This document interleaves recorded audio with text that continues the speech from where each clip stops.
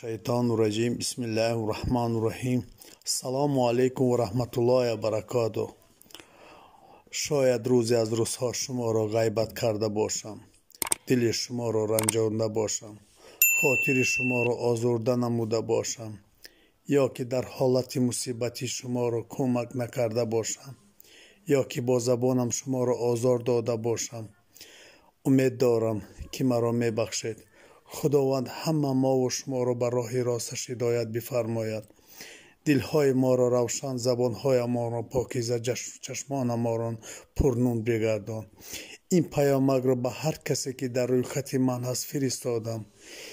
این نه به خاطر ضعف و بیچارگی من است، بلکه به خاطر ترس از خدایی که آسمان و زمین در اختیار اوست. بیاید دلهای ما را از غیبت پاک سازیم.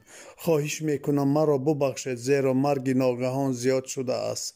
این پیامک را یک دعوت سازی خالصانه یکدیگر بخشی بهر پاکسازی قلب پیش از رمضان می نماییم. همیشه سلامت و تنصیحت باشید و السلام علیکم و رحمت الله و برکاته.